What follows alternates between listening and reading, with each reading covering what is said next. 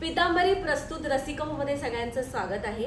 माझे 3 लाडके मित्र माझ्याकडे आलेले आहेत आणि ते कलाकारखाना या निर्मिती संस्थेद्वारे एक मस्त नाटक करतात, वरवरचे वधूवर।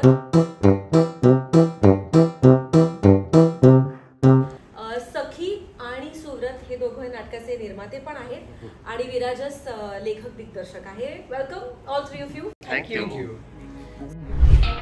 वरवरचे वधूवर ही रोहित माने आणि विशाखा रोहित माने यांची गुंतागुंतीची कथा आहे। आजच्या पिढीचा लग्न संस्थेकडे बघण्याचा दृष्टिकोन या नाटकात स्तुत्य पद्धतीने मांडला आहे। सर्वात महत्त्वाचं म्हणजे मला वाटतं की तुम्ही तिघांमध्ये हे अख्खं नाटक कव्हर झालेलं आहे। निर्माते पण आहात, रायटर पण आहे, डिरेक्टर पण आहे। तर पहिला प्रश्न तुम्हाला आहे की तुम्ही निर्माते का झालात? मग तुम्ही ऍक्टर्स तर ब्रिलियंट आहात, पण निर्माते का झालात?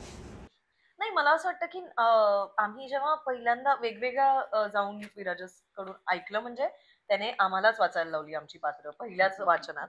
त्यामुळे पण ते वाचतानाच सुब्रतने आधी वाचलं होतं, त्याला खूप आवडलं होतं आणि मग मी वाचलं आणि we were both on the same page. आम्हाला असं वाटलं की हे मजा येईल हे नाटक करायला आणि हे तर त्यात इन्व्हॉल्व कितपत व्हायचं हा निर्णय आम्ही घेत होतो की त्याने आम्हाला फक्त तुम्ही नट म्हणून या असं म्हणाला होता तो। त्याची प्रोसेस थोडी पुढे गेल्यानंतर आम्हाला असं वाटलं की हे आपल्या धाटणीचं, आपल्या विचारधाटणीचं नाटक आहे, तर आपण ह्याला अजून अधिक पद्धतीने जर ह्याच्यात सहभागी झालो तर आम्हाला त्याला एक आकार देता येईल जो अनेकदा नट म्हणून आपली तक्रार असते निर्मात्यांकडे की या पद्धतीचं, म्हणजे इथे प्रयोग करूया, इथे जाऊया, इथे नको जायला। म्हणजे ते आपल्याला ओळखता येतं जेव्हा आपण त्याच्या मध्यात असतो। आपल्याला ते सांगता येतं की हे नाटक इथे खूप चांगलं रिसीव्ह होईल आणि इथे नाही होणार, तर आपण नको फक्त वर्षानुवर्ष हे प्रथा आहे म्हणून ते करण्याची काही गरज नाही आपल्याला। आपण ते मोडून काढू शकतो किंवा एखाद्या नाटकाची पब्लिसिटी कशी होतीये, मार्केटिंग कसं होत आहे, ते कसं प्रेझेंट करायचंय, हे सुद्धा हे महत्वाचं आहे। आणि तसं मी कोणालाच काही वाईट बोलण्याच्या अनुषंगाने नाही, पण जे खूप पारंपरिक संस्था आहेत किंवा निर्माते आहेत ते अनेकदा त्यांना ते लक्षात येत नाही किंवा ते डावललं जातं, कारण ते असं वाटतं की नाही, हे ठरलेलं आहे, हे वर्क होतं तर हेच करूया। ते एक्सपेरिमेंट करण्याची ताकद ही नव्या निर्मात्यांमध्ये आहे, कारण त्यांना माहिती आता काय घडतंय। सो त्या अर्थाने आम्हाला असं वाटलं की आपण जर निर्माते झालो तर आपण हे सगळं पण आणू शकतो। आणि असं अनेकदा होतं की नटांना फार सिरियसली घेतलं जात नाही की तुम्ही जरा थांबा, हा ह्यांना खूप आयडियाज आहेत वगैरे असं। तर त्या अर्थी जर आपण थोडी स्ट्रेंथ आपणच आपली वाढवू म्हणून, आणि संस्था होतीच आमची, अमर फोटो स्टुडिओ, आम्ही कलाकारखाना आणि अर्थात सुनील बर्वे तेव्हा होते, आमचे सहनिर्माते होते। सो त्यांची सुबक ही संस्था असे मिळून आम्ही केली होती निर्मिती। तर असं वाटलं की केलंय आहे संस्था तर करून बघायला काय हरकत आहे, म्हणून उडी मारली। आणि तिच्या उत्तराला थोडासा एक मुद्दा फक्त अजून जोडतो। बरेचदा आपल्याला असं वाटतं की तू पण निर्माती आहेस, तर बरेचदा लोकांना वाटतं निर्माता म्हणजे फक्त पैशाशी निगडीत असलेले व्यवहार। हा विचारणार होते प्रश्न की इन्व्हेस्टर हा प्रोड्युसर नसतो। एक्झॅक्टली। तर त्यातल्या फक्त आर्थिक बाजू महत्वाची असते, पण तेवढी एकच बाजू नसते निर्मिती क्षेत्राला। तर तुम्हाला काय पद्धतीचा कलाविचार हा तुम्हाला या इंडस्ट्रीमध्ये आणायचा आहे, म्हणजे मराठी नाटकाची इंडस्ट्री असं म्हटलं तर काय आशयाची, काय विषयाची, काय रूपबंधाची नाटकं, काय अनुभव देणारी नाटकं तुम्हाला निर्माण करायची आहेत। शेवटी निर्माता आहे तो, निर्माण करायची आहेत आणि ती लोकांपर्यंत आणायची आहेत। यात एक आपलं काहीतरी ठोस म्हणणं आहे आणि आमचं तिघांचंही आहे। आणि बरेचदा तुम्ही जेव्हा फक्त दिग्दर्शक म्हणून, लेखक म्हणून, नट म्हणून त्या संपूर्ण प्रक्रियेत असता, तेव्हा सखी म्हणाली तसं मग काही जे अलिखित नियम असतात ते पाळण्याचे तुमच्यावर एका पद्धतीने एक बर्डन येतं किंवा एक दडपण येतं। तर त्या सगळ्यापासून मुक्त होऊन आपल्याला काय निर्माण करायचंय, नाटक म्हणून आपल्याला काय निर्माण करायचंय, ह्याविषयी काहीतरी मी, सखी आणि अमेय वाघच्या कल्पना होत्या आणि त्या सगळ्या जोडल्या गेल्या 7-8 वर्षापूर्वी। आम्हाला असं वाटलं की तरुण लोक आम्हाला खूप मिळाले टीव्हीमुळे, पण टीव्ही करताना सुद्धा सुदैवाने आम्ही ज्या मालिकेचा भाग होतो, दिलदोस्ती दुनियादारी, सुदैवाने ती तसेही सरदोपट जे काही फॉर्म्युले त्यावेळेस होती त्याला सबमिट न होता काहीतरी नव्याने तयार करू पाहणारी ती मालिका होती. आणि त्याच्यातून अनुभव असा आला की तुम्ही जर नवीन काहीतरी निर्माण केलं आणि ते योग्य पद्धतीने लोकांपर्यंत पोहोचवलं तर ते आर्थिकदृष्ट्याही तितकंच तुम्हाला नफा कमवून देणारं असतं. हा विश्वास आम्हाला त्या ह्याच्यामुळे मिळाला, मालिकेमुळे. आणि मग असं वाटलं ह्याचा वापर आपण इतके वर्ष चांगली नाटकं करतोय आणि आपली नाटकं जी प्रायोगिक. काही प्रायोगिक नाटकं करतोय, जी डोकी बघायला येतात त्यांना असंच वाटतं आता आपल्याला फक्त एक काय म्हणतात धीर किंवा धाडस करून त्या मोठ्या एका प्रवाहात उडी मारण्याची गरज आहे. आणि त्यासाठी आम्ही निर्मिती संस्था आणि मी हे तयार केली. इथे मेन्शन पण करते की आमचे सहनिर्माते सुद्धा आहेत. देवेंद्र राव ज्यांची शांताई नावाची संस्था आहे ते आमचे सहनिर्माते आहेत. आणि ते म्हणजे आमच्याहून वयाने मोठे असले तरी त्यांचीही हीच विचारसरणी आणि त्यांनाही असं वाटतं म्हणजे एकतर त्यांचं नाटकावर भयंकर प्रेम आहे. त्यामुळे ते म्हणजे त्यांना काहीही रेफरन्स विचारलं की अरे हे अशा प्रकारचं नाटक ते पटकन सांगतात हा या वर्षी झालं, ह्यांनी केलं, ह्यांनी लिहिलं. म्हणजे त्यांना ऍक्च्युली नाटकाची आवड आणि प्रेम आहे खूप सारं. आणि आमच्यावर खूप विश्वास आहे. म्हणजे आम्ही जेव्हा म्हणतो की मी अशा प्रकारची एक ऍडव्हर्टाइजमेंट करून बघूया का, म्हणजे ती वर्तमानपत्रातली असेल किंवा डिजिटल मीडिया मधली, he is open to it. म्हणजे ते म्हणतात की हो तुम्ही करून बघा, तुम्हाला वाटतंय ना करून बघा. सो असे वेगवेगळे आणि आम्ही प्रयोग पण करून बघतोय या नाटकाद्वारे. तर ते त्याला पण त्यांचा तुम्हाला असं वाटतं तेही महत्वाचं आहे. तू म्हणालीस असं आम्ही अर्थात आर्थिक बाजू सांभाळतोच पण तेही दोन्ही सांभाळतात आमच्याबरोबर. प्रायोगिक पद्धतीने केलेलं कमर्शियल नाटक तुमचं आहे. हो. है ना, म्हणजे अप्रोच प्रायोगिक आहे. ऍक्टर्स तेवढे इन्व्हॉल्ड आहेत, निर्माते ऍक्टर्स. आपण कसं घरून चमचे घेऊन जा वगैरे हे आपण प्रायोगिक नाटकाला करतो. तो अप्रोच असेल तर नाटक जास्ती चांगल्या पद्धतीने होऊ शकतं. हे तुमचं नाटक बघितलं मला पुन्हा एकदा वाटलं. आणि मराठी नाटकाची परंपरा म्हणजे सगळं ऑल साइड अँड डन तशीच अत्यंत प्रवाही असत आलेली. हे काय आम्हीच करतोय असं मला अजिबातच वाटत नाही. अनेक वर्षाचं तू जर म्हणजे अक्षरशः 150 वर्षांचा इतिहास पाहिलास तर ज्या अर्थाची प्रायोगिकता तू म्हणतेस ती जेवढी प्रायोगिक रंगभूमीवरची नाटकं जेवढ्या धाडसी पद्धतीने आशय विषय रूपबंधाच्या याच्यात सतत पुढे काहीतरी नेण्याचा प्रयत्न करत असतात, तसंच व्यावसायिक रंगभूमीवर अतिशय स्तुत्य उपक्रम घडलेले आहेत. सो मला असं वाटतं की फक्त त्या अर्थाने म्हणजे त्या परंपरेतला आमचा विचार काय याचा फक्त लोकांसमोर आणण्याचा आमचा प्रयत्न आहे. आणि दुसरं काहीतरी पणाला लावायला लागतं. मला असं वाटतं जेव्हा तुम्ही काहीतरी पणाला लावता ना तेव्हा तुमचं पणाला लागलेलं असतं तेव्हा तुमची कला सुद्धा अटीतटीची होते. आणि मग त्यातून एकतर उद्या आम्ही अत्यंत भयानक नाटक सुद्धा करू म्हणजे ते काही कोणाला माहित नसतं की आपण खूप चांगलं नाटक करतो, ते व्यावसायिक गणित त्याची सबशेल फसतात, ते काही कोणीच बघितले नसतं. पण हे जेव्हा तुम्ही पणाला लावता ना तेव्हा मला असं वाटतं त्या खेळाची जास्त मजा येते.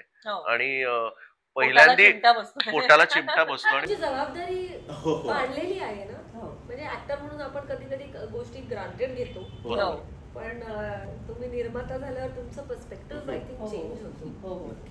आणि हे अतिशय न्यू एज नाटक विराजस तुला कसं सुचलं? म्हणजे तू सातत्याने नाटक करतोयस, तुझी पण थिएटर ऑन नावाची संस्था आहे. आणि मला वाटतं आत्ताच्या इमिजिएट यंगेस्ट जनरेशनचा डिरेक्टर विराजस आहे. I think is the youngest, नाही? निपुणही थोडा मोठाच आहे का? निपुण अद्वैत दोघेही थोडेसे आपल्या एज ग्रुप मध्ये, तर हे जरा लहान आहेत.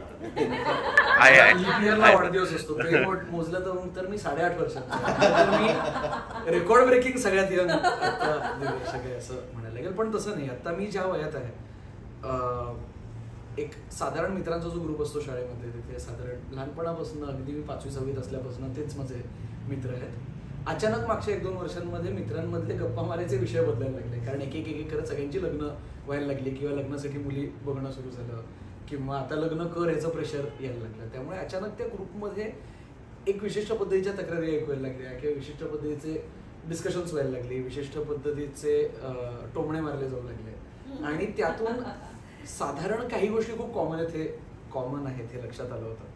आणि त्याच वेळेला मलाही आता लग्न कर असं करणं प्रेशर असल्यामुळे तेव्हापासून तो विचार चालूच होता. त्यात लग्नही झालं. त्यामुळे कुठल्याही नाटकाचा एवढा खोलवर जाऊन रिसर्च कोणी केला नाही. या नाटकासाठी मी लग्न केलं. मला बघायचं होतं की लग्न झाल्यावर काय काय प्रॉब्लेम्स होऊ शकतात. तर ते सगळं चालू असताना नशिबाने शिवानीला मी लग्नाच्या आधी एक जवळपास 12 वर्ष ओळखत होतो. त्यामुळे लग्न झाल्यावर आम्ही एकमेकांशी खूप क्लॅरिटीने काही गोष्टी बोलू शकलो आणि तिथे मला ते अजून अंडरलाईन झालं की यार ही क्लॅरिटी किंवा समोरच्याला वाईट वाटलं तर वाटू दे, पण मला हा मुद्दा महत्वाचा आहे, हा मला सांगायचा आहे, हे कुठेतरी संकोच न ठेवता सांगितलं तर खूप प्रॉब्लेम सॉल्व्ह होतील असं मला वाटायला लागलं. म्हणजे यातले काही एक्झाम्पल्स मी नाटकातही वापरलेत त्यातल्या संवादांमध्ये. पण माझा एक मित्र आहे जो माझ्या घरी राहायला आला होता आणि असंच नाटक करून अरे मी प्रयोगानंतर तुझ्याकडे येतो वगैरे टाईप्स, आणि त्यांनी मला झुकताना सांगितलं की ऐक ना मला रात्री पंखा लावलेला चालत नाही रे. तर म्हटलं की अरे याचं लग्न कसं होणार आहे, आणि ही गोष्ट त्याला कुठेही अरेंज मॅरेज जर यांनी केलं त्याला जाऊन पहिली गोष्ट सांगायला लागेल की बाकी ओके ठीक आहे ही पत्रिका बित्रिका जॉब बिब, पण मला रात्री पंखा चालत नाही हे महत्वाचं आहे ना, हे तेवढंच व्हॅलिड आहे. तर अशा गोष्टी एक एक एक सगळ्या मित्रांच्या ऐकू आल्यावर ते कुठेतरी नाटकाचं बीज डोक्यात होतं. ते काही नाटकं असतात की जी अचानक लिहून होतात, त्यातलं हे होतं. म्हणजे मी एक दुसरंच नाटक लिहित होतो, त्यात कोणीतरी म्हणलं की अरे हे अशा टाईपचं चांगलं होईल हे कर, आणि मग पचकन 5 दिवसात नाटक लिहून झालं. तर त्यातलं हे होतं. पण नाटक लिहिणं खूप कठीण आहे असं मला वाटतं, आणि चांगलं नाटक लिहिणं त्याहून कठीण आहे. तर त्याचं स्ट्रक्चरिंग आहे, ते कॅरेक्टरायझेशन आहेत. बरं तू 2-3 पात्रांमध्ये हे बसवलेलं आहे व्यवस्थित. आय थिंक निर्माता म्हणून इट इज अ गुड बेट, 3 कलाकारांचं नाटक. ऍक्टर्स म्हणून इट इज गुड, प्रत्येकाच्या वाट्याला भरपूर काम येतं, म्हणजे परफॉर्म करायला तुमचं हे मिळतं. तर हे नाटकाचं स्ट्रक्चर तू म्हणजे कसं ठरवलंस? कारण मला असं वाटतं की the first half of the play is a little different आणि second half of the play is a little different. पहिल्या हाफ मध्ये ती कॅरेक्टर्स एस्टॅब्लिश होतात त्यांचं, आणि मूळ मुद्दा हा इंटरव्हल पॉइंटला ओपन आउट होतो. आणि म्हणजे टिपिकली 15व्या मिनिटाला 10व्या मिनिटाला हल्ली जे फटाक से बताओ यार सब्जेक्ट क्या आहे असं तुम्ही न करता तुम्ही पहिला ऍक्ट कॅरेक्टर्स वरती खेळवता आणि मुद्दा दुसऱ्या अंकात सुरू होतो. तर हे स्ट्रक्चर कसं ठरवलं? नरडी उत्तर देतो, कारण मुळात पटकथा लेखनातच माझं शिक्षण झालं असल्यामुळे मला स्वतःला स्ट्रक्चर सगळ्यात महत्त्वाचं वाटतं. म्हणजे मी कुठलंही स्क्रिप्ट सिनेमा असेल नाटक असेल मला, आणि म्हणजे मी नर्ड म्हणजे मला सिनेमा बघताना सुद्धा स्ट्रक्चर आवडत असलं तर having fun. Having said that माझं हे पहिलंच व्यावसायिक नाटक होतं. जे काय क्रिएटिव्हली मला करायचं होतं, हे किडे करून बघू ते किडे करून बघू, ह्यासाठी माझ्याकडे माझं प्रायोगिक नाटकाची संस्था होती ज्याच्यात मीच पैसे टाकायचो, माझेच पैसे जायचे, माझेच मित्र होते, आम्ही करून बघायचो. चाललं नाही चाललं काही प्रॉब्लेम नव्हता. पण व्यावसायिक नाटकात जेव्हा मी पहिली झेप घेत होतो तेव्हा फ्युचर प्लॅनिंगसाठी पहिलं नाटक सक्सेसफुल होणं माझ्यासाठी खूप गरजेचं होतं. कारण पहिलं नाटक चांगलं चाललं तर मग पुढे जाऊन मला अजून काही हे करता येईल ते करता येईल. तर यातल्या काही गोष्टी होत्या ह्या अगदी as you sed specifically producer friendly करण्यासाठीच होत्या. म्हणजे मी लिहायला सुरुवात करायच्या आधीच आय मेड शुअर की हे नाटक मला जगभर फिरवायचं आहे, त्यामुळे मला ह्याच्यात 3 ते 4 पात्रं असली पाहिजेत, मला अमुक पाहिजे तमुक पाहिजे, ह्या सगळ्या गोष्टी मी खूप क्लॅरिटीने आधी प्रोड्युसरच्या साईडने विचार केला होता. कारण ते मी जाऊन पिच करणार होतो. कारण पिचिंग सारखा घाणेरडी गोष्ट जगात नसते. ते वाचून दाखवायचं, 2.5 तास तुम्ही घाम गाळून तिथं वाचून दाखवता आणि मग अच्छा आहे पण मग ते असं काही करूयात का असं मग एक वेगळं, मग तू हे लिहिशील का, ते त्यात पडायचं नव्हतं मला. त्यामुळे I was trying to make it a very safe bet. हे नाटक लिहिलं तेव्हा हे मी डिरेक्ट करेन असं वाटत नव्हतं, कारण तेव्हा माझं दुसरं नाटक चालू होतं गालिब नावाचं. तर पण त्यामुळे त्याच्या प्रयोगांमुळे कदाचित हे दुसरा कोणतरी डिरेक्ट करेल असं वाटत असल्यामुळे मला ते नाटक डिरेक्टर प्रूफ करायचं होतं.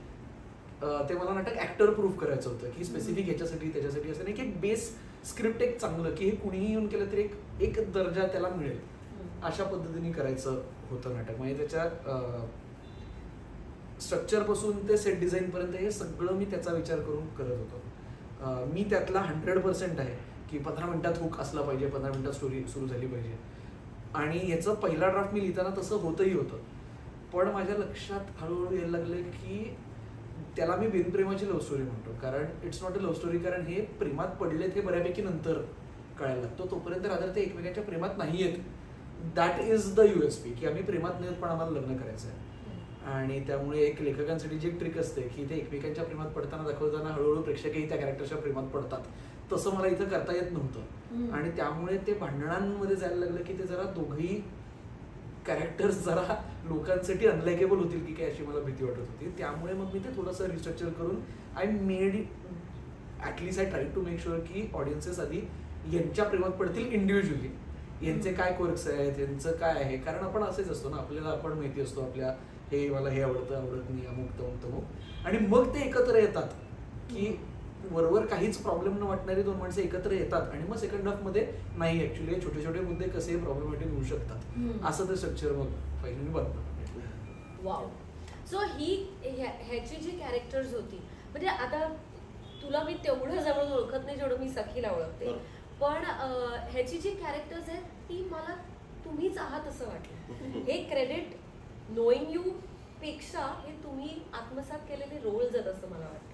तर how did you find these characters? कारण मी तुझा आता ठकीशी संवाद पण पाहिला, that is completely different. I know you for ever, but तू आणि हे कॅरेक्टर ह्याच्यात काय सिमिलॅरिटी आहे, काय वेगळं आहे, कशी तुम्ही ती शोधली? पण शोधावं तर लागतं. एक आपल्याला काही येत नाही पासून कॅरेक्टर सापडलं ही एक अतिशय महत्वाची जर्नी प्रत्येक चांगला ऍक्टर किंवा ऍक्टर शोधत असतो. ती सांगा मला इंडिव्हिज्युअल. मी एक छोटीशी प्रस्तावना करतो कारण तेही महत्वाचं आहे. या नाटकासाठी स्पेसिफिकली कॅरेक्टर्स म्हणजे यांना त्या कॅरेक्टर्सवर मालकी हक्क येणं खूप गरजेचं होतं. करेक्ट. कारण तेच आहे, त्या नाटकात दुसरं काही नाही आहे, फक्त हे दोघं यांची कॅरेक्टरिस्टिक्स आणि ते एकमेकांबरोबर कसे इंटरॅक्ट करणार, दॅट वॉज इट.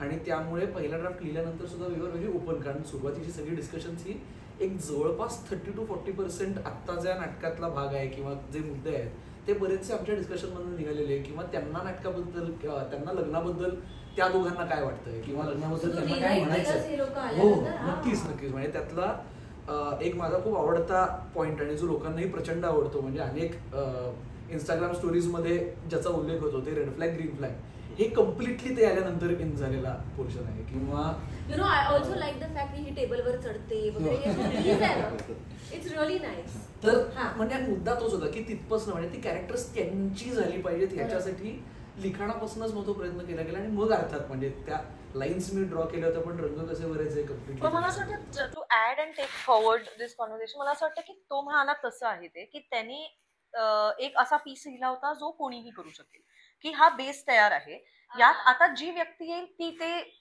पुढे किती रंग भरते यावर ते ठरेल. आणि कुठल्या आता प्रत्येकाचं कॉमिक सेन्स, कॉमिक टायमिंग हे वेगळं आहे. म्हणजे सेन्स ऑफ ह्युमर पण म्हणत नाहीये मी, जस्ट अंडरस्टँडिंग की ओके हा कॉमेडीचा बाज या नाटकाचा असा आहे आणि तो असा खेळला पाहिजे. तर मला असं वाटतं की त्या अर्थी त्याने ते ऍक्टर प्रूफ लिहिलं होतं. पण आम्ही आलो आणि मग आम्ही निर्माते म्हणूनही आलो, त्यामुळे मला असं वाटतं आमच्या सगळ्यांचं धाडस थोडंसं वाढलं. की म्हणजे जसं आपण म्हणतो की हे कमर्शियल नाटकाचा एक प्रेक्षक आहे ज्याला इथपर्यंत आपण पुश करू शकतो. म्हणजे तोच जर प्रायोगिक नाटकाचा प्रेक्षक असेल तर त्याला ऑलरेडी अपेक्षा आहे की हे बाउंड्रीज काहीतरी पुश करणार आहेत, हे नाटक हे प्रायोगिक आहे, हा प्रयोग होतोय. कमर्शियल नाटकाचा एक गणित आहे आणि ते प्रेक्षकांनाही अपेक्षित आहे आणि कलाकारांनाही ते अपेक्षित आहे की असं घडेल. आणि मला असं वाटतं त्यात काही चूक नाही, म्हणजे ओके एक फ्रेमवर्क आहे ज्यात आपण काम करतो. पण मला असं वाटतं की आम्ही आल्यामुळे आणि निर्माते म्हणून आल्यामुळे त्याला पण हे स्वातंत्र्य मिळालं की ओके मग इथे आपण हे थोडंसं अजून पुश करून बघूया की हा मुद्दा एरवी असा म्हटला जातो, म्हणजे ते पचायला सोपं जातं म्हणून, पण आपण असं कधीच बोलत नाही, तर मग चल बोलून बघूया. जसा नाटकात बाळाचा मुद्दा आहे अख्खा, आणि तो खूपच रिस्की सब्जेक्ट आहे. कारण म्हणजे आपल्याला एक आपल्या वेगवेगळ्या जणांचे खूप त्याच्यावर मतमतांतर असतं. खूप मत आहे. सो क्यूटली म्हणायचं नाहीये काय. तर मला असं वाटतं की तो जो मुद्दा आहे ना तो वेगवेगळ्या आणि ते कळतं कारण शहरात वेगळ्या पद्धतीने तो रिसीव्ह केला जातो आणि बाहेर गावी किंवा अनेक ठिकाणी वेगळ्या म्हणजे टियर सिटीज मध्ये की ते वेगळ्या पद्धतीने रिसीव्ह होतोय. तर पण मुद्दा हा आहे की त्या सीनचं स्ट्रक्चर थोडंसं वेगळं होतं किंवा त्याची वाक्य वेगळी होती. पण मला असं वाटतं विराजसने ते बदलली आम्ही आल्यानंतर, कारण आम्हाला असं वाटतं की चल करून बघू, काही प्रॉब्लेम नाही, लेट्स अटेम्प्ट इट. एकदा कोणीतरी करून बघितलंच पाहिजे ना, कधीतरी कोणीतरी काहीतरी बदल करतं आणि मग पण तुमचा कम्फर्ट आहे ज्याच्यामुळे ते आम्ही ऍक्सेप्ट करतो ऑडियन्स म्हणून. आणि मला असं वाटतं कारण त्यांनाही ते वाटतं म्हणजे ते जे बोलतात दे आर कन्व्हिन्स की त्यांना ते म्हणायचं आहे. आणि लेखक म्हणून अडॅप्टेबिलिटी असते ना, म्हणजे मला असं वाटतं की मी रेड फ्लॅग्स ग्रीन फ्लॅग्स बद्दल जे बोलतो ते आम्ही अशी चर्चा करत होतो आणि म्हणतो की हे पण म्हणजे हे आहेच, पण हे आहे ना आता आपल्या सगळ्यांच्या आयुष्यातला खूप मोठा भाग आहे की ही व्यक्ती रेड फ्लॅग आहे किंवा टॉक्सिक आहे. टिअर 2 सिटी मध्ये तेवढंच रिसीव्ह होतं. नाही, सो अडॅप्टेबिलिटी इथे येते की तो म्हणतो की हा आय अग्री विथ यू, मी टाकू का नाटकात, मग तो म्हणतो की तू ऍडिशन वगैरे तो काही असं करत नाही, विराजच जातो रात्री ते अख्खं रिराईट करतो आणि दुसऱ्या दिवशी येऊन he just puts in better words, म्हणजे बरं झालं तो आहे कारण मी काहीतरी वेगळं काहीतरी इम्प्रोव्हायझेशन करून वुड हॅव फेल्ड, पण तो ते लिहून आणतो. आणि मग रेड फ्लॅग सारखी कॉन्सेप्ट आपण जर म्हणणार असू तर हा प्रेक्षक वर्ग सुद्धा आहे ज्याला काही अंदाज नाहीये, भनक नाहीये की हे काय आहे, तर मग त्याला एक्सप्लेन पण करतो, 2 वाक्यात करतो पण एक्सप्लेन करून टाकतो. सो मग असं होतं की ज्यांना माहितीये त्यांना त्याची मजा येते की ओ हे मेन्शन झालं रेड फ्लॅग, आणि ज्यांना माहित नाहीये त्यांना आपण घेऊन जातो की म्हणजे हे चला आता आमच्याबरोबर. माझाच नेहमीच हे ऐकून आता कंटाळले असेल पण आमच्या घराच्या शेजारी एक काकू काका राहतात. मी आयुष्य सारखं की त्यांना हे नाटक बघितल्यावर त्यांना कळलं आणि आवडलं पाहिजे. आणि आमचा तो एक डिस्कशनही व्हायचं की प्रायोगिक नाटक करून ना अनेक वर्ष एक मला जाणवलं की ते प्रायोगिक नाटक आपण कधी कधी अत्यंत महत्त्वाच्या मुद्द्यांवर करतो की याबद्दल मला काहीतरी म्हणायचं आहे, मला हे वाटतं हे ह्या देशामध्ये किंवा सिस्टीममध्ये किंवा याच्यात हे घडलं पाहिजे.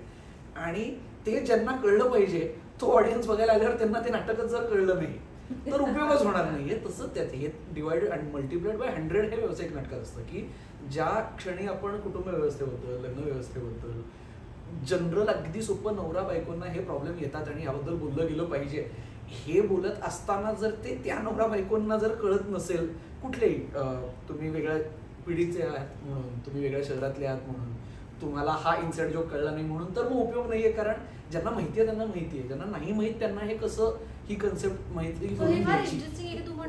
नाही मूळ तुझा प्रश्न तू एक चांगला एक उपप्रश्न पण विचारला होतास आणि ही म्हणाली की 2 टायर सिटीज मध्ये वेगळी प्रतिक्रिया आहे. वेगळी प्रतिक्रिया ते म्हणजे काय होतं, इतकं साधं असतं की काही विषय हे विनोदाचे असू शकतात. अशी एक काहीतरी सांस्कृतिक पार्श्वभूमी तुम्हाला एका विशिष्ट वयोगटात तयार झालेली दिसते. म्हणजे कॉलेजच्या मैत्रिणी किंवा मित्र एकत्र येऊन काही विषयांविषयी सहजपणे विनोद करू शकतात. आपल्या आई वडिलांबरोबर जेव्हा आपण बसतो तेव्हा पटकन आपण हसत नाही त्या विषयांवर. किंवा जर एक मध्यमवयीन समजा माझ्या आईच्या वयाच्या मैत्रिणींचा समजा ग्रुप एकत्र नाटक बघायला आला तर ह्या विषयी आपण विनोद करून हसू शकतो. ही स्पेस कदाचित प्रायव्हेट मध्ये असते, पण जेव्हा मी पटकन माझ्या नवऱ्याबरोबर माझ्या सासू सासऱ्यांबरोबर येते आणि बाळ किंवा अशा थोड्याशा संवेदनशील विषयावर जेव्हा विनोद होतात स्टेजवर, तेव्हा पटकन मी आत्ता हसलेलं अप्रोप्रिएट आहे का हे लक्षात येत नाही. या अर्थाने प्रतिक्रिया बदललेल्या असतात. याचा अर्थ त्यांना ते नाटक भिडत नाहीये का, तर तसं अजिबात नाही. म्हणजे कित्येक ठिकाणी अतिशय छोट्या शहरांमध्ये रत्नागिरीमध्ये असेल, माणगावमध्ये असेल, तिच्या काही अत्यंत महत्वाच्या वाक्यांना तिच्या पात्राच्या तोंडी अशी काही वाक्य आहेत की ज्याच्यामुळे आजच्या स्त्रीला आजच्या मुलीला लग्नाविषयी प्रेमाविषयी काय वाटतं हे फार छान पद्धतीने विराजसने मांडलंय. तर त्याला कडकडून टाळ्या येतात आणि तुम्हाला कडकडून नाही आला तरी तो किस्सा मला खूप आवडतो, म्हणजे कोकणातल्याच त्या प्रयोगाबद्दल. सो मला ह्याचा राग म्हणजे मला ह्याची चीड येत होती की इथे काहीच त्यांना आवडत नाहीये माझं, म्हणजे माझ्या पात्राचं. साधारण अंदाज येतो ना काही प्रयोगानंतर की इथं लाफ्टर येतो, इथं आणि माझ्या पात्राच्या तोंडी असे म्हणजे काही अशी वाक्य आहेत की जे थोड्याशा तुमच्या प्रस्थापित समजुतीला धक्का देतात. तुझं जरा मॉडर्न त्या मानाने मॉडर्न कोट अनकोट मॉडर्न म्हणतो ना तसं आहे त्या मानाने. सो तिथे तर तिथे ना माझ्या त्यात आम्ही कोकणाचे प्रयोग केले, त्यात काही पॉइंट्स ना नाटकात खूप लाफ्टर येत होता, चिअरिंग येत होतं, आणि काही काही असे खूप पोर्टंट विषय होते तिथे ना सायलेन्स होता. आणि मला हे कळत नव्हतं की हे का, म्हणजे काय का पटत नाहीये, मी काहीच असं चुकीचं बोलत नाही आणि माझ्या नाटकात माझं मात्र चुकीचं काहीच बोलत नाही, म्हणजे असं की हे एक ओपिनियन मांडलंय असं नाहीये, फॅक्ट्स आहेत सगळे. आणि सुरतच्या आमच्या त्या एका सीनला सुरतला खूप अप्लॉज येत होता आणि मला अजिबात येत नव्हता. आणि मला असं वाटत होतं की म्हणजे हा मुद्दा या आर्ग्युमेंट मध्ये माझा बरोबर आहे, लेखकाने तसं लिहिलंय पण का रिसीव्ह होत नाहीये. आणि ना 3 मुलींनी म्हणजे असं एक अशा टाळ्या आल्या, म्हणजे खूप फेंट आवाज आला कारण त्या मागे बसल्या होत्या.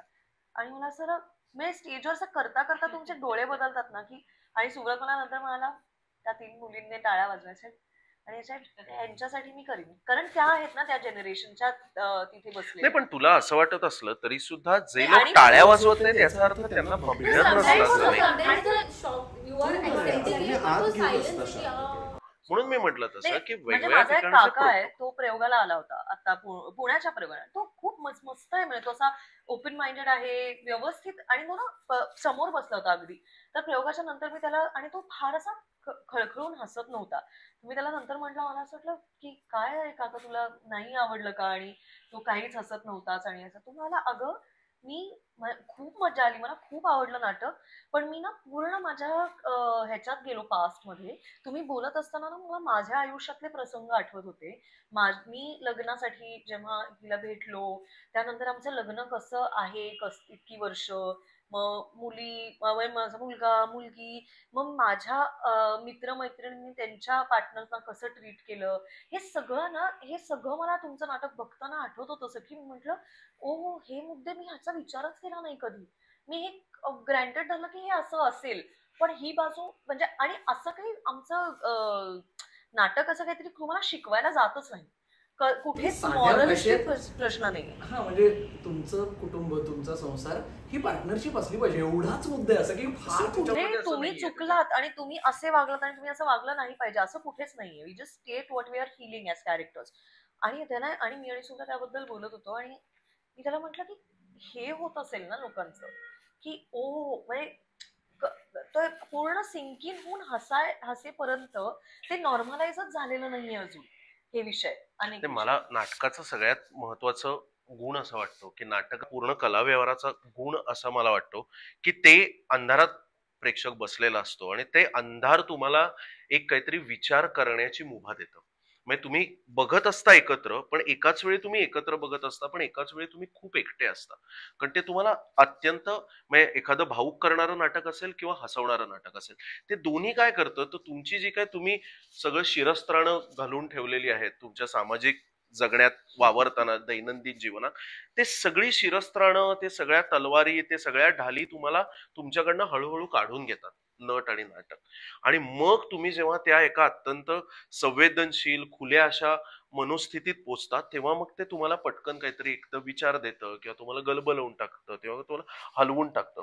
तर बरेचदा मी परत म्हटलं तसं काही विषयांविषयी असं हलवून टाकणारं, असं गलबलवून टाकणारं अनुभव आमचं नाटक देतं. ते मी म्हटलं तसं परत की तुम्ही काही विशिष्ट सांस्कृतिक पार्श्वभूमीच्या शहरांमध्ये गेलात तर तिथे लोक जास्त भावुक पद्धतीने ते घेतात. याचा अर्थ ते त्यांना, म्हणजे परिणाम वेगळा आहे एवढंच मी म्हणतोय, पण याचा अर्थ ते तिथे पोचत नाही का, तर तसं अजिबातच नाही. किंवा किंबहुना कित्येक आया वडील येऊन सांगतात की आमच्या मुलीच्या, आमच्या मुलाच्या मनात जे काय चाललंय ते आज आम्हाला नाटकातून बघायला मिळालं. आम्हाला कदाचित संवादांमधनं ते आम्ही ओपन अप करू शकलो नाही.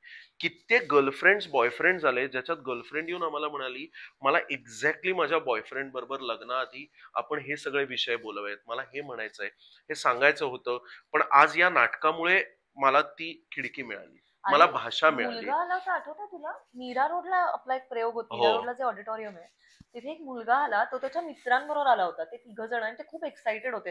आणि नंतर मला असं म्हणाला, ताई ताई तू ते सगळं नाटक, मला खूप आवडलं नाटक, पण ना मला असं वाटलं नाटक बघितलं, ओ माझी गर्लफ्रेंड मला हे सांगत असते सतत. आणि त्या मुलाचा संदर्भ घेऊन तुझा मूळ प्रश्न जो होता की ही पात्र आम्ही कशी आत्मसात केली, तर मला असं वाटतं की सगळ्यात महत्वाचं गुण काय असतो परत एक नाटकाचा, की नाटकात ना करुणा पाहिजे. म्हणजे म्हणजे आपण दशावतार जरी बघायला गेलो तरी आपण रावणाला बघतो आणि मग त्या रावणाच्या आपण प्रेमात पडतो, म्हणजे रावणाचा द्वेष करतो पण त्या कलाकाराच्या आपण प्रेमात पडतो, त्या पात्राचा द्वेष करत असलो तरी. तर आधुनिक नाटकाची मला असं वाटतं गुण हा आहे की ते ज्याच्यात आपण म्हणूया सदोष व्यक्ती ज्या असतात त्यांच्याविषयी सुद्धा काही एक पद्धतीची करुणा तयार करतो.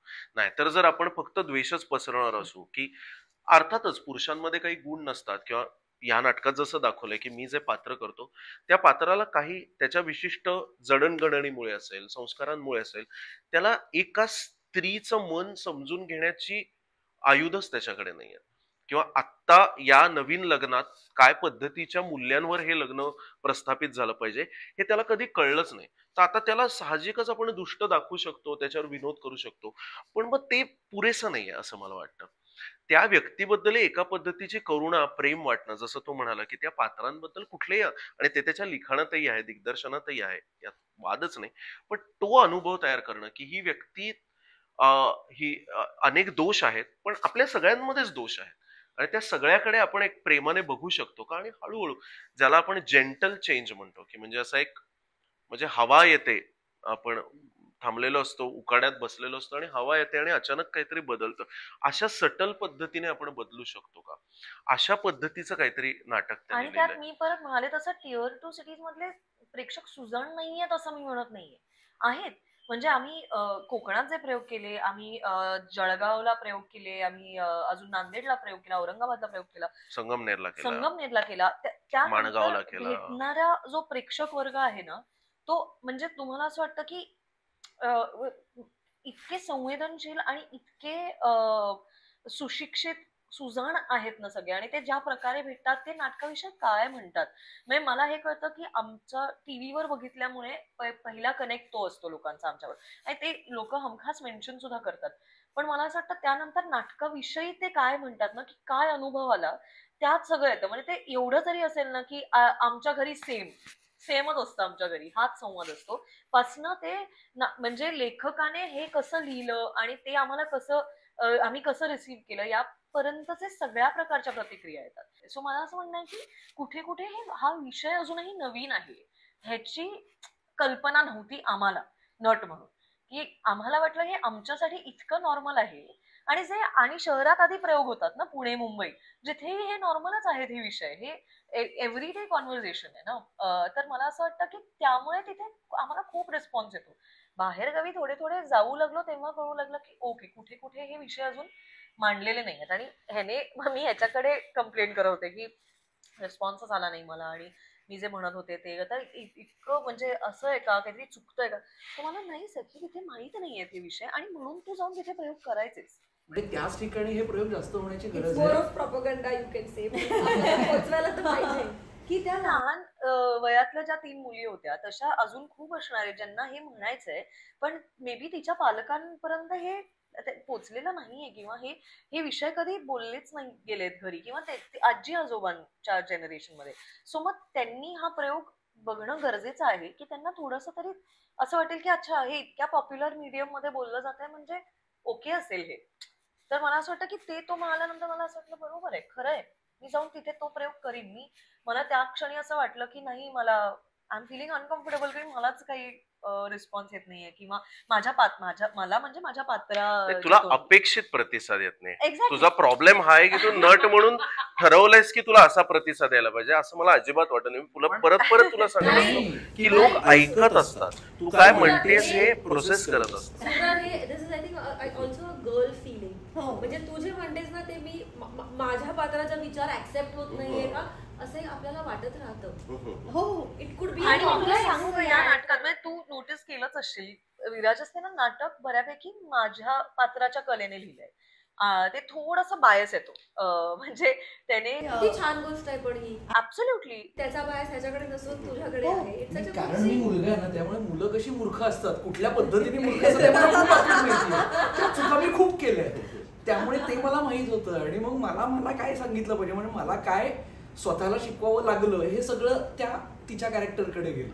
पण मला एक इथे मुद्दा मांडायचा आहे की आता रंगभूमीवर अनेक रिलेशनशिप्सवरची नाटकं चालू आहेत, आणि आपण फॉर एव्हर बघत आलोय की रिलेशनशिप्सवरची नाटकं येतात, चालतात, लग्नावरची चालतात, येतात आणि चालतात. म्हणजे मी like the relationships is a loved zone. आता मंगेश कदम, लीना भागवतचं नाटक चालू आहे, इवलेसेरो आमने सामने.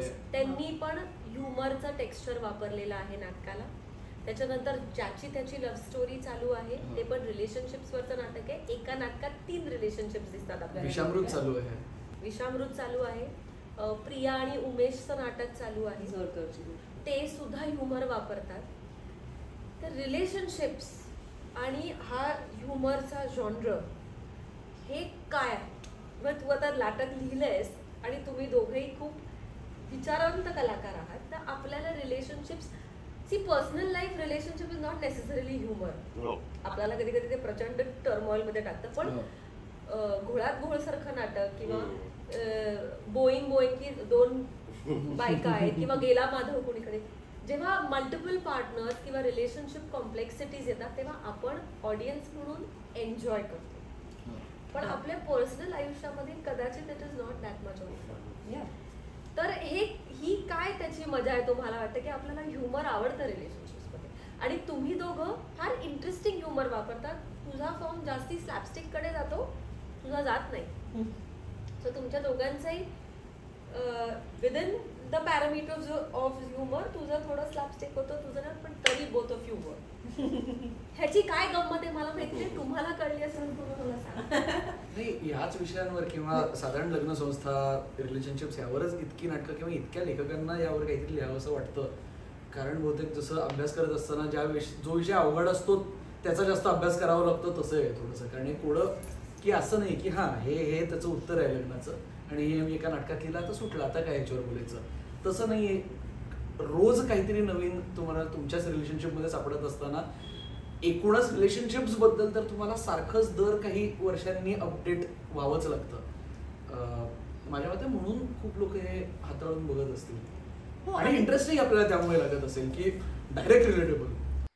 हा, आणि मला असं वाटतं की विनोदातनं ना पटकन काहीतरी पचवायला सोपं जातं ना. म्हणजे एक जसं सुव्रत या नाटकाबद्दल म्हणतो आणि मला भयंकर आवडतं ते, की आमचं नाटक ही होमिओपॅथीची गोळी आहे, ती लागताना गोड लागते पण औषध पोटात जातं. तर ते तसं आहे ना, की तसंच आहे ते. कारण मी जर गंभीर नाटक केलं, आणि गंभीर नाटक अगदीच होऊ शकतं, नात्यांवरच होऊ शकतं, लग्नावरच, हे वरवरचे वधूवर अख्खं गंभीरही होऊ शकतं. बरोबर, पूर्णपणे. पण तुम्ही ते नाही वापरत, यू यूज दिस. कारण मला असं वाटतं की आपल्याला स्वतःकडे बघण्याची नजर पण लाईट असली पाहिजे. म्हणजे मला असं वाटतं की विराजस हे पात्र जेव्हा लिहितो मोहित मानेचं, तेव्हा तो स्वतःकडे त्या नजरेने बघू शकतो. तो म्हणू शकतो की हो मी ही माती खातो, किंवा हो मी तेव्हा तो म्हणू शकतो की हो मी ही माती खातो, किंवा हो मी हे कधी कधी असं बोलतो, किंवा मी हे असं केलंय. जेव्हा तो हे प्रांजळपणे आता मान्य करू शकतो की कारण मला माहितीये ना मुलं किती मूर्खासारखी वागतात, म्हणजे तो वागलाय म्हणून त्याला त्याची, आणि त्यातनं तो शिकलाय. तर मला असं वाटतं की पण तेच तो जर त्याने गांभीर्याने सांगितलं तर ती लाईन कधीही क्रॉस होऊ शकते की हे खरं खोटं, म्हणजे ते आता हे खोटं आहे का खरं आहे हे प्रूव्ह करण्याच्या ह्याच्यात तुम्ही जाऊ शकता. पण हा सहज म्हणू शकतो मुलं माहितीये मला किती मूर्ख असतात, आणि हा गांभीर्याने मांडणारा मुद्दा असा की मुलं ही मूर्ख असतात, तर तो डिबेटेबल मुद्दा होतो ना ग. हे सहज मला असं आय एम ग्लॅड तू ऍटलीस्ट त्याला डिबेटेबल म्हणतेस. Not all. वा, व्हेरी नाईस. हे सगळं हे मुद्दाम करतात मला चावी मारण्यासाठी.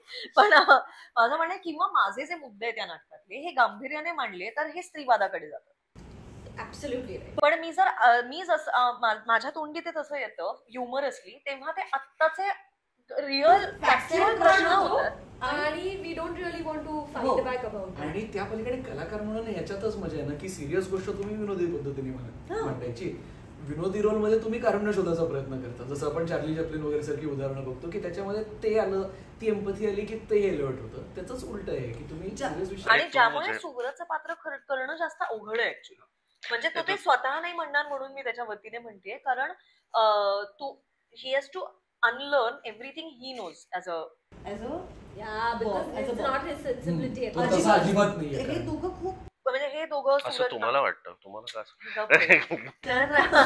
आतून तो तसाच आहे. तर ते सगळं अनलर्न करून, ते सगळं आत्मसात करून मग आणि परत एकदा शिकत जाणं थ्रू द प्रोसेस. ते मला असं वाटतं की तुम्हाला प्रत्येकच पात्राच्या बाबतीत करावं लागतं, त्यामुळे नाही, पण म्हणून मी ते अवघड आहे असं नाही, म्हणतो. पण त्यातलं तुला इनोसेन्स पण जपणं गरजेचं आहे त्या पात्राचं. He is very lovable in spite of being a little पण मी शोलेस. म्हणून मी म्हटलं ना की परत मी मगाशी तुला म्हटलं की त्यातलं तुझा पहिला प्रश्न होता की तुम्ही पात्र आत्मसात कशी केलेत. तर माझे अनेक मित्र माझ्या आसपास मी तसे बघितलेत. पण जेव्हा आपण म्हणतो की त्याला एक काहीतरी कारण आहेत की ती व्यक्ती तशी का घडली, ती व्यक्ती एखाद्या पद्धतीने का वागते, याचं जेव्हा आपण विचार करायला लागतो तेव्हा आपण आणि सगळ्यात नटाकडे सगळ्यात महत्वाची क्वालिटी काय असते, कम्पॅशन. तो कुठल्याही याच्यात बुटात आपला पाय घालतो तेव्हा तो त्या दृष्टिकोनातून जग बघायला लागतो.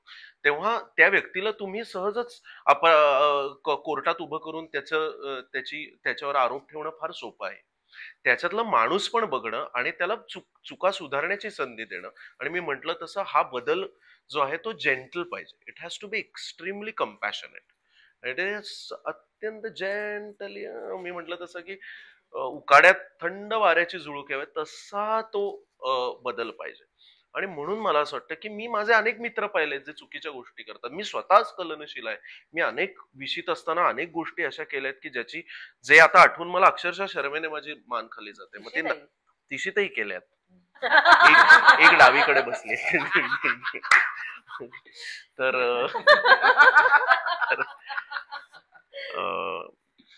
तर मला असं वाटतं की आपण आपल्याकडेच थोडंसं कम्पॅशनेटली बघत असतो असं मला वाटतं. आणि तू म्हटली तसं त्यातला गोडवा दाखवणं हेच महत्वाचं नाही. नाहीतर काय कॅन्सल कल्चरमध्ये सगळ्यांनाच आपण असं अपराधी उभं करून मग त्यात काय मजा. आणि दुसरा जो तुझा मुद्दा होता की दोघांचीही विनोद करण्याची पद्धत वेगळी आहे. तर मला असं वाटतं की कारण मी तर आता अगदी काय कोट अनकोट शिक्षित नट आहे. NSDत वगैरे जाऊन आलोय. तर हे जे सगळं जॉनर वगैरे आपण प्रकरण म्हणतो ना ते सगळं ना बाकी बाहेरून बघण्याचं आहे. पण तूही स्वतः नटी आहेस. मगाशी आपण करून बसले आणि मगाशी तू म्हणालीस की त्याचा खेळात मजा आहे. शेवटी नाटकाला प्ले असं आपण म्हणतो आणि तो खेळ काय आहे आणि तो खेळ रंगू लागला की आपण आपापल्या पद्धतीने रंगू लागतो. हे इतकं सोपं आहे की दोन बॅट्समन जेव्हा सेम टार्गेट ठेवून बॅटिंग करत असतात तेव्हा एखादा बॅट्समन पूर्ण वेगळ्या पद्धतीने स्टाईलने समोरून येणाऱ्या फास्ट बॉलरशी डील करत तेच रन्स चेज करत असतो आणि दुसरा बॅट्समन अत्यंत वेगळ्या पद्धतीने त्याच बॉलला रिॲक्ट करत असतो. मला असं वाटतं की नाटकातला खेळ जेव्हा रंगायला लागतो तेव्हा तसंच असतं. यार पण नाही तू असा विचार कर की म्हणजे इथे तुमची केमिस्ट्री वर्क झाली आहे पण नाही तर प्रत्येक कलाकारांनी वेगळ्या स्टाईलने परफॉर्म केलं तर गडबड नाही. मला परत ते वाटतं की त्याची म्हणजे फॉर एक्झाम्पल शुभांगीताईचं नाटक आता तुम्ही तिघात तेवढं नीना मावशी शुभांगीताईने 3 वेगवेगळ्या झोन पकडले तर काय होईल. नाही पण त्याच्यात एक अर्थात एकसंधता पाहिजे. म्हणजे मी असं म्हणतोय की हे बघ लेखक आणि दिग्दर्शक एकच असल्यामुळे त्याची विनोदाची शैली खूप पिक्युलियर आहे. आणि it is very I must say this की मला असं नेहमी वाटतं की विनोद करणारी माणसं खूप कमी. तर तुमचं तिघांमध्ये ती क्वालिटी आहे. ते आमचं वाईब मॅच होते असं म्हणतात. तसं हमारी वाईब मॅच होगी. पण आम्ही दोघं स्वतःवरही विनोद करतो आणि सखी आमच्या दोघांवर विनोद करते. आम्ही तिघं मिळून आमच्या दोघांवर. पण कसं झालं ते त्यामुळे ना खूप पटकन आम्ही मित्र झालो आणि त्याची विनोदाची शैली आम्हाला दोघांना खूप आवडते. त्यामुळे त्याला सबमिट करणं पण सोपं होतं. ते खूप त्याच्याकडे पण आहे आणि ह्युमर पण आहे. पण मी स्टाईल जे म्हटलं ना त्यात परत मी तेच म्हणतो की राग एकच आहे ना. तुम्ही रागातल्या नोट्स सोडून करायला लागला तर प्रॉब्लेम. आता राग तर ही बासरी वाजवते मी तबला वाजवतोय असं असू शकेल. पण तरी ते एकानेच ते लिहिलेली बंदिश बांधली आहे त्याने आणि त्या बंदिशीचे जे काही रागाचे जे काही नियम आहेत त्या बंदिशीची जे काही चाल आहे ती आम्ही सोडून. आणि आपण सूरजला विसरतोय म्हणजे सूरज पारस छान काम करतो. I would like to state की सुरुवातीला ते नाटक जेव्हा मी लिहिलं तेव्हा ते पात्र खूप छोटं होतं आणि सूरज हा अनेक वर्ष पुण्यामध्ये खूप उत्तम नाटकं दिग्दर्शन त्यांचा तो करत आला आहे. मी लिहिलेली अनेक नाटकं सूरजने दिग्दर्शित केली. त्याला आता व्यावसायिकमध्ये उडी घ्यायची आहे आणि मी व्यावसायिक नाटक करतोय तर त्याला मी जनरल विचारलं होतं की ऐक नाही रोल खूप छोटा आहे अत्यंत छोटा रोल आहे पण बघ म्हणजे तुला व्यावसायिक नाटक काय असतं याचा एक टेस्ट ड्राईव्ह घेता येईल. तर तो हो म्हणला होता. इथे तो माझा मित्र आहे त्याला मी तो रोल दिला. ह्या दोघांनी इन्सिस्ट केलं मला की ऐक सूरज आहे तो चांगलं काम करतो तर तो रोल वाढवतो. हा पण ते परत मी म्हंटल तसं की त्याची सुद्धा ढब थोडीशी वेगळी आहे अभिनय करण्याची. पण मी म्हंटल तसं की एक या सगळ्याचा आकृतीबंध काय आहे. सगळ्यात महत्वाचं या नाटकात असं आहे की देवाणघेवाण आहे. कोणीही इथे मी आखून दिलेल्या स्क्रिप्ट पेक्षा दिलेल्या गिवन सिच्युएशन पेक्षा माझ्या समोरच्या नटावर कुरघोडी करणं आणि या सगळ्यातून बाहेर येऊन काहीतरी स्वतःकडे प्रकाशझोत ओढून घेणं या हेतूने नाटक करत नसल्यामुळे मला असं वाटतं की जरी ते आपापल्या पद्धतीने आम्ही खेळत असलो तरी ते मला असं वाटतं तू म्हणालीस तसं की ते नाटक किंवा त्या पूर्ण अनुभवावर हावी होत नाही आणि म्हणून ते मला असं वाटतं की सगळं एकत्र काय म्हणतात त्याला ते it comes in a sea. आम्ही सगळेच आता म्हणजे सगळेच आपल्या जनरेशनचे आपल्या आधीनंतरचे सुद्धा एक म्हणजे मी जेवढ्या मनापासून प्रशांत दामलेंची नाटकं बघितली आहेत आणि मी पारायण केलेत. म्हणजे एकालंब्याची गोष्ट गेला माधव कोणीकडे, भरतदादाचं सहिरे सही तर मी 8 वेळा बघितलं. अतिशय मनापासून मला ही नाटकं आवडतात. त्याचबरोबर मी फ्रेंड्सही बघत होतो, मी मॉडर्न फॅमिलीही बघत होतो. त्यामुळे कुठेतरी या दोन्ही सेन्स ऑफ ह्युमरच्या जे अप्रोच असतात त्या दोन्हीचा कुठेतरी माझ्या डोक्यामध्ये जो एक मिश्रण तयार झालेलं आहे, समहाव ते या दोघांना कळलं मी काय म्हणतोय. म्हणजे अगदी पहिल्या दिवशी मी हे म्हणलं होतं की हे नाटकाचं ह्युमर हा सिली असला पाहिजे. म्हणजे ह्या गोष्टींबद्दल, महत्वाच्या गोष्टींबद्दल बोलतो पण इट शुड बी सिली. म्हणजे त्यामुळे आमचे एरवीचे जो खूप हायब्रो असतात पण याच्यामध्ये मुद्दाम प्रयत्न केला की म्हणजे कोट्या किंवा असं जे मला प्रचंड आवडतं, ते माझी नेहमीची स्टाईल आहे की म्हणजे फालतू कोट्या करणं किंवा सार्कॅझम किंवा ह्यापेक्षा तो ह्युमर सिली वाटला पाहिजे, तर त्या गंभीर विषयांना सुद्धा आपण अप्रोचेबल करू असं वाटत होतं आणि ते आय थिंक पकडलं. छान मजा आहे. तू खूप छान मगाशी म्हणालास की हे न्यू एज, खऱ्या अर्थाने मला असं वाटतं की न्यू एज नाटक आहे.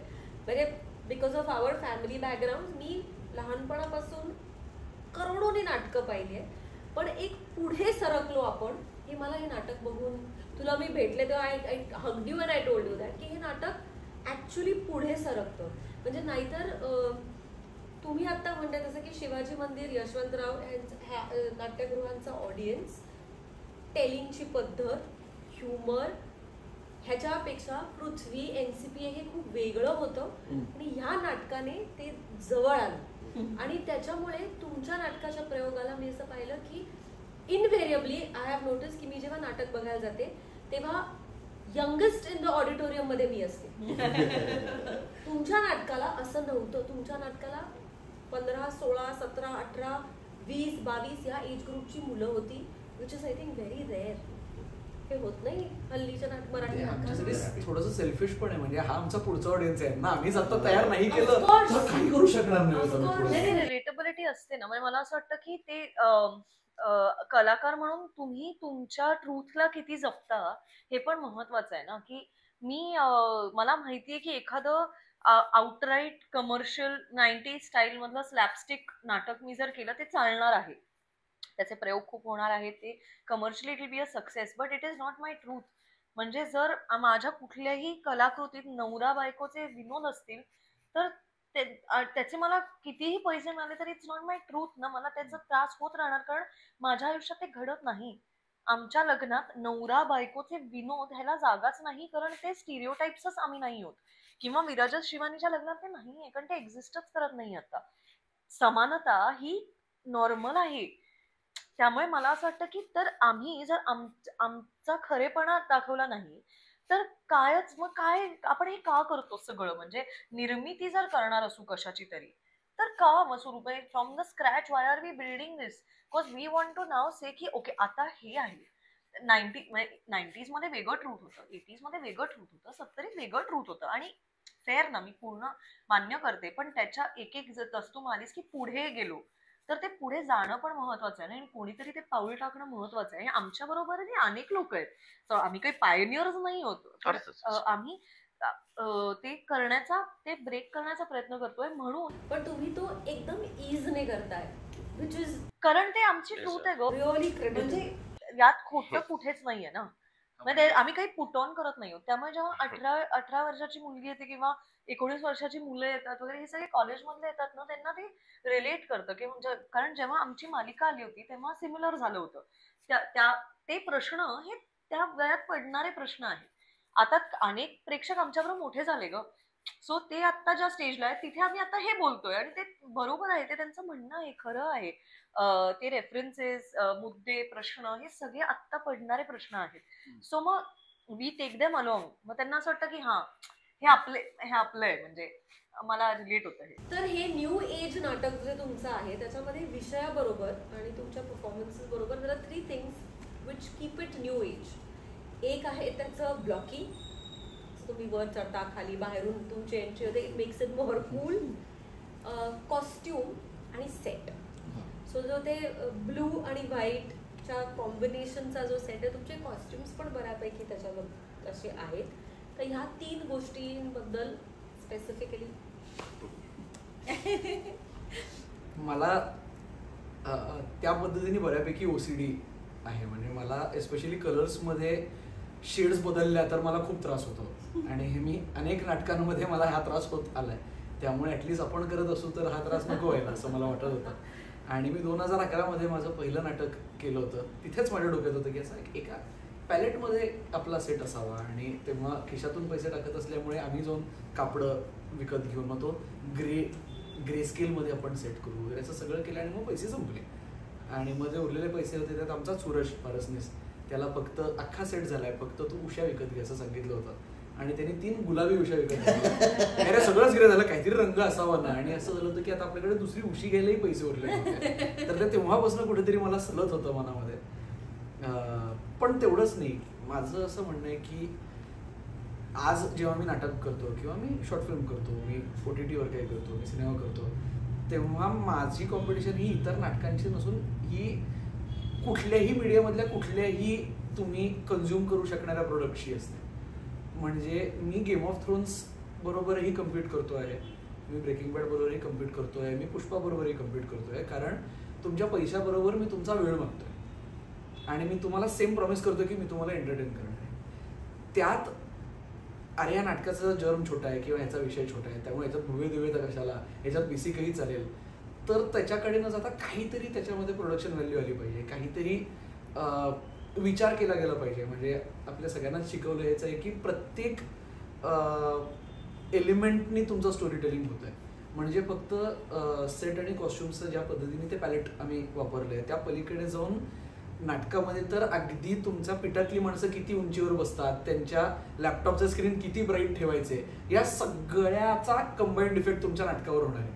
आणि अगेन मला OCD असल्यामुळे या सगळ्यांचा त्रास मला विविध नाटकांमध्ये झालेला आहे की अरे नाटक रंगतंय आणि पिठातली माणसं गप्पा मारतायत, किंवा नाटक रंगतंय आणि त्याचा टॉर्च माझ्या डोळ्यात चाललाय, किंवा नाटक छान चालू आहे पण एक भिंत हिरवी आणि एक भिंत जांभळी आहे आणि मला असं ते जारिंग व्हायचं. तर ते कुठेतरी एक एकसंधपणा त्याच्यात आला पाहिजे, एक याचा प्रयत्न होता. किती छान वाटलं मला की आपल्याला सगळ्यांना सेम प्रॉब्लेम्स आहेत आणि आपणही तेच केलं तर काय उपयोग. आणि मला खरं मानलं पाहिजे हे अर्थातच कल्याणीला,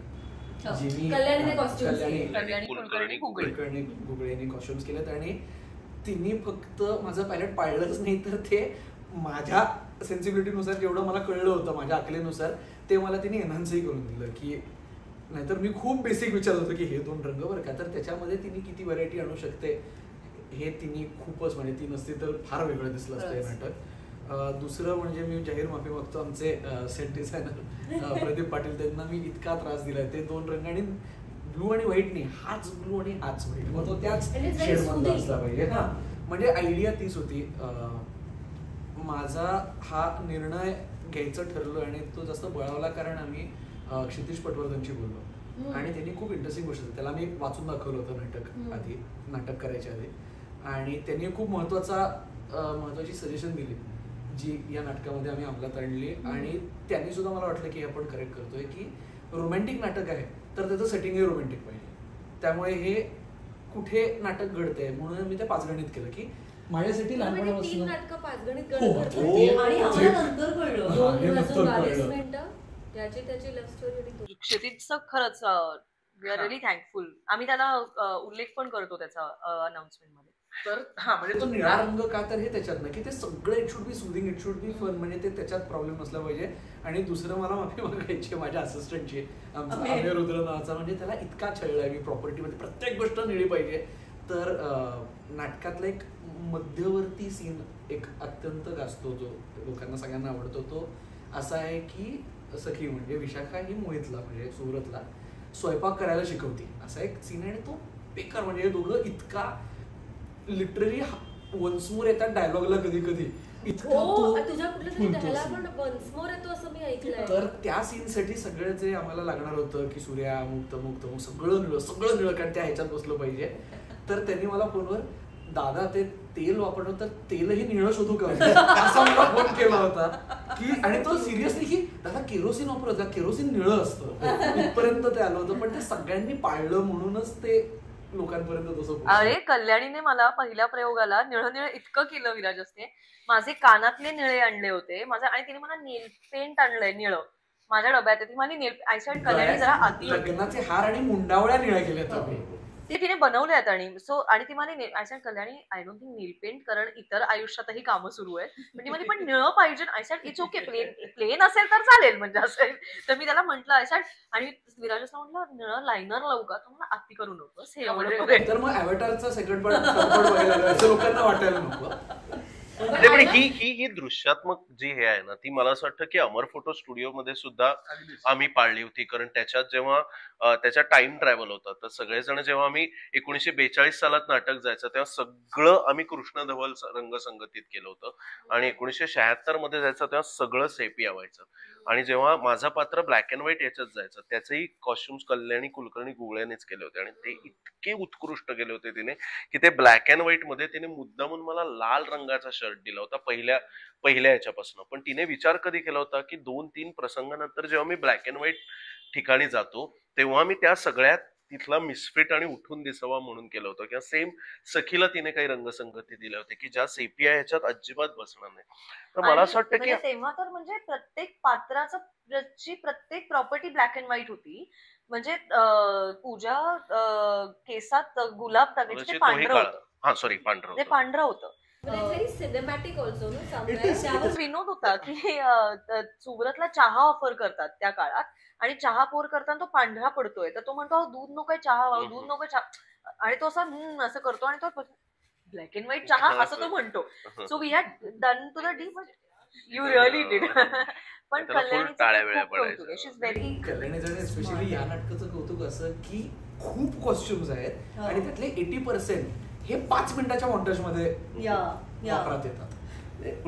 परत तेच निर्माता होण्यामागचं दुसरं महत्वाचं कारण म्हणजे या सगळ्याची काहीतरी आता या सगळ्याला एक पैसा लागतो तो कोणाला तरी टाकावा लागतो आणि कधी कधी आपला हात विचित्र ठिकाणी आखडता येतो. कारण त्या सगळ्याचं एकूण अनुभव काय तयार होणार आहे त्याचा दृश्यात्मक अनुभव तयार काय होणार आहे. जसं हा म्हणाला की अक्षरशः एक प्रसंग आहे एक मोंटाज आहे तर त्या ह्याच्यात इतके महागाईचे कपडे इतके पटापट कपडे आपल्याला का हवेत कशासाठी हवेत त्याचा परिणाम काय होणार आहे हे सगळे निर्णय जेव्हा फक्त कलात्मक दृष्टीने किंवा एखादा निर्माता या सगळ्या बाजूचा विचार न करता जेव्हा त्याचा नको तिथे हात आखडता घेतो तेव्हा मला असं वाटतं की आपण त्याचा अनुभव आपल्या नाटकाला आपण छोटं करत असतो तो नाट्यानुभव थोटका करत असतो. हे आम्हाला अनेक वर्ष लक्षात येत आहे प्रायोगिक नाटक करत असल्यामुळे. कारण आम्ही सगळेच नेहमीच आर्थिक चणचणीत नाटक केले आणि तिथून उठून मी NSD मध्ये गेलो आणि NSD मध्ये भरपूर तिथे आम्हाला जे हवं तिथे प्रचंड मोठी कॉस्ट्युमची इन्व्हेंटरी होती तिथे स्वतः सेट बनवणारा हे होता आणि मी काही अद्भुत नाटकं पाहिली की ज्याच्यात खरोखरच जेव्हा असा दृश्यात्मक विचार आणला जातो त्यावर एक व्यवस्थित विचारपूर्वक पैसा खर्च करून ते तयार केलं जातं तेव्हा त्याचा अनुभवाचा पोत किती जास्त चांगला होतो ह्याचा मला अनुभव असल्यामुळे पण मला निर्मिती क्षेत्रात उतरायचं होतं. कारण हे प्रेक्षकांसमोर आलं पाहिजे. बरेचदा लोकांना काय वाटतं की आपल्याकडे तेवढे सृजनशील कलाकार नाहीयेत लेखक दिग्दर्शक नाहीत म्हणून हे होत नाही. तसं नाहीये. ती बुद्धी निपुणकडे आहे. मी म्हंटल तसं अमर फोटो स्टुडिओ करताना तो कला विचार हा विराजस मध्ये आहे पण त्याला ते मुक्त मैदान तयार करून देणं त्याला अशा पद्धतीने सपोर्ट करणं हो. आणि त्याच्यात मी परत म्हटलं जाऊन मी तोंडावर पडेन पण मला जसं हवं तसं नाटक आधी मला उभं तर करू दे मग माझं कलाकार म्हणून खरा कस लागेल. मला हवं तसं नाटकच मी त्या रंगभूमीवर आणलेलं नाहीये तर मला कळणार कसं की माझा कला विचार चांगला आहे वाईट आहे काय. आता त्याला लोकांनी पसंत करावं न करावं झोडावं परीक्षकांनी उठून त्याच्यावर काय हवे तसे लांब लांब चांगले वाईट लेख लिहावेत अशी माझी इच्छा आहे. पुस्तकं काढावीत काय असं झोडावं मुद्दा तो नाही पण मला हवं तसं नाटक मुळात मला प्रेक्षकांपर्यंत आणता यावं यासाठी आम्ही मुळात निर्मिती क्षेत्रात उतरलेलो आहोत. त्यामुळे आम्ही एकही प्रश्न विचारतला नाही की हे का हवंय असं का हवंय हे या क्वालिटीचं हवंय का? हो हवंय तर हवंय. आणि किती हवंय? हट्टी पण होता ना विराज. हे विच इज गुड. झालं.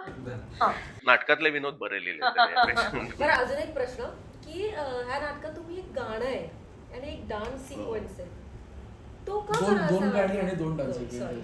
पण तो का करावा असा वाटला तुम्हाला? ते म्हणजे थोडा एक वेळ माझा आणि नवीन सखी माझा आणि सखीचा थोडासा हट्ट होता, हट्ट, कारण हो. आम्हाला दोघांना त्याला म्युझिकल्स खूप आवडतात, पण त्याने लिहिताना म्युझिकल सारखं लिहिलं नव्हतं. आम्ही दोघांनी नाटक वाचलं त्यानंतर मला वैयक्तिक म्युझिकल्स खूप आवडतात, पण लाईव्ह गाणी इतके आम्ही दोघंही चांगले गायक नाही आहोत. मग त्यातल्या त्यात बरं काय तर डान्स छान असू शकतो. म्हणजे गाणी होती नाटकामध्ये, पण ह्याच्यावर डान्स करायचा किंवा हा डान्स परफॉर्मन्स असेल असं नव्हतं. आणि म्हणजे ते असं पण नव्हतं की हे नाटक बिट्स मध्ये तुम्ही आधी कल्पना अशी होती की बिट्स मध्ये अख्खं म्युझिकल करायचं. अचानक पात्र एकमेकांशी लईत बोलू लागतात आणि सुरात भांडू तालात. लागतात, कारण भांडण आहे ती सगळी लई तालात सुरात होऊ So शकतात. तसं पण मग हे जे मुद्दे आम्ही मांडतोय ते तसे पूर्णपणे पोचवायला अवघड गेलं असतं. एखादं रोमिओ ज्युलियट किंवा फॅन्टम ऑफ दी ऑपरा सारखं नाटक जेव्हा आपण म्युझिकल ह्याच्यात ऐकतो तेव्हा आपल्याला ते म्हणजे त्या ह्याच्यात कळतं. आम्ही जे मुद्दे मांडतोय ते म्युझिकल ह्याच्यात मांडले तर आयदर तुम्ही फक्त you take away the music आणि रिदम किंवा जो आशय आहे त्याचा, त्यामुळे ते इट वॉज बिकमिंग डिफिकल्ट. तर त्या अर्थी तिथे आम्ही अडकलो. म्हणून मग आणि ह्याने गाणी ऑलरेडी लिहिली होती, तर असं वाटलं की चल मग याला कोरिओग्राफ करूया का, त्याला अजून एक आणि तसं लाईट आहे ना नाटक म्हणजे किंवा तो उद्देश तरी आहे की इट शुड फील लाईट आणि हलकं फुलकं वाटलं पाहिजे. त्यामुळे मग थोडंसं एक त्याला अजून एक अँगल देण्यासाठी म्हणून आणि फुलवाताई आली ऑन बोर्ड. म्हणजे तिला आम्ही फोन केला आणि सुमित राघवनने गायलंय. Yay, man. आणि वी आर सो फॉर्च्युनेट. आम्ही असे भीत फोन केला. आम्ही ठरवत होतो की कोणाला विचारायचं आणि आम्ही असं पटकन म्हटलं सुमित राघवन परफेक्ट ना, म्हणजे आवाज आणि तो. तर आणि आम्ही स्पेसिफिकली गाणाऱ्या ऍक्टर्सच शोधत होतो, हा. कारण ते नुसतं गाणं नव्हतं, Emotion त्यात पाहिजे. ऍक्टिंग करण्याची खूप गरज होती त्या गाण्यात. सो असं की ओके चल फोन करून बघूया. सो आम्ही फोन केला, म्हणजे आधी मेसेज वगैरे कॉल सगळं आणि मग Please let me know त्याने so I can connect. तर मग त्याने फोन केला आणि मी असं म्हटलं की असं आम्ही नाटक करतोय, विराजने लिहिलंय असं सगळं. सो एक गाणं आहे, तू प्लीज गाशील का. तो मला एक सेकंदही घेतला मला, हो येस मला खूप आवडेल. आणि सो त्याने इतकं मस्त गायलंय ते गाणं. त्यामुळे आणि ऍक्च्युली म्हणजे जे रिदम बसवलं होतं निषाद गोलांबरे आमचा म्युझिक कंपोजर डिरेक्टर आहे, त्यालाही थोडंसं त्याने क्वर्क ऍड केलंय त्या सगळ्या ह्याच्यात. सुमित काका आल्यामुळे अजून क्वर्की होत झालंय ते गाणं. आणि मग फुलवाताई होती, तिने काय इंटेन्स तालमी करून घेतल्या आणि आमच्याकडून आम्ही व्यवस्थित रिहर्सल हॉलमध्ये तिच्या जाऊन तालमी केल्या. आणि म्हणजे ती अशी हे मास्टर आहे ती प्रॉपर. आणि आणि everything इतकी फ्रेंडली असते की म्हणजे आपण असं करू आणि हे करू आणि ते करू आणि सण लागले की म्हणजे आणि ते सरळ म्हणजे येत नाहीये तुला, हे काय करतोय वेगळंच तुझं वगैरे असं ती रागावते, चिडते. पण काय मज्जा आली तिच्या बरोबर हे बसवायला. मग अर्थात रंगीत तालमींना वगैरे पण ती होती. दुसऱ्या ह्याचं पण तिने बसवलं जे थोडंसं वेगळ्या स्टाईलचं गाणं आहे. सो मजा आली ते सगळं करायला. आणि ऍड्स ना, म्हणजे मला असं वाटतं की नाट्य अनुभव म्हणून ते काहीतरी त्याचं हे होतं, ऍडिशन होते त्याचं. पण कला कारखाना अजून 2 नाटकं करणार आहे Yeah, bye. आणि दोन्ही म्युझिकल्स असणार आहेत, तेवढं मी सांगतो. वेळ आहे त्याला अजून, पण आम्ही करणार आहोत.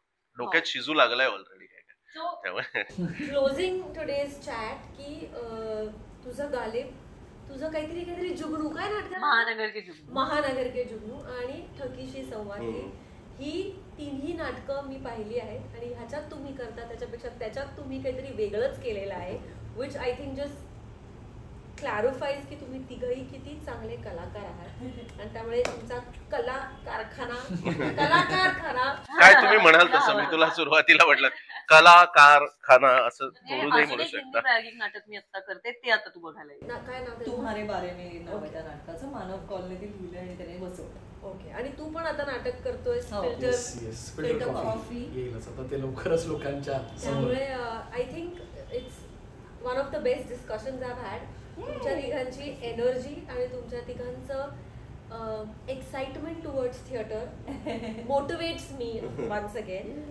आणि आपण अजून खूप जोरात नाटकार. I am also excited. So आमच्या कार्यक्रमाचे पितांबरी स्पॉन्सर्स आहेत आणि हे त्यांच्याकडनं. थँक्यू पितांबरी.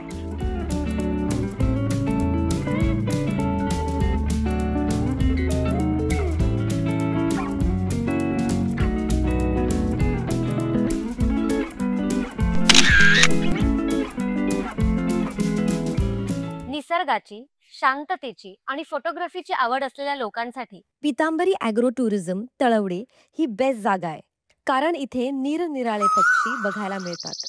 पिवळी धमक चोच असलेला दुर्मिळ हॉर्नबिल पक्षी तुम्ही इथे सहज स्पॉट करू शकता. कचऱ्यापासून इंधन निर्मिती, लाकडापासून कोळसा बनवण्याची मुख्य प्रक्रिया पर्यटकांना इथे बघता येते. सुगंधी फुलांचा अर्क काढण्याची प्रक्रिया, तसेच लेमन ग्रास पासून सुगंधी तेलाची निर्मिती कशी केली जाते, हे सारं काही पाहणं ज्ञानात भर पाडणार आहे. जवळपास फिरण्यासाठी अर्जुना डॅम, राजापूरची गंगा, नवलाई देवीचं मंदिर, पावनखिंड ही पर्यटन स्थळं आहेत. ही ठिकाणं पाहण्यासाठी छोटेखानी टूरची व्यवस्थाही पितांबरी मार्फत करून देण्यात येते. आणि स्वादिष्ट, शुद्ध शाकाहारी, अस्सल कोकणी चवीचं जेवण तुमचं मन तृप्त करतं. कोकणातल्या तुमच्या परफेक्ट हॉलिडेसाठी पितांबरी ॲग्रो टुरिझम तळवडेला नक्की भेट द्या. अधिक माहितीसाठी डिस्क्रिप्शनमध्ये दिलेल्या नंबरवर कॉन्टॅक्ट करा. नाट्यविषयक किस्से आणि गप्पा ऐकण्यासाठी, पाहण्यासाठी लाईक करा, शेअर करा आणि सबस्क्राईब करा. स्ट्रॉबेरी पिक्चर्स डिजिटल प्लॅटफॉर्मला. #SPDP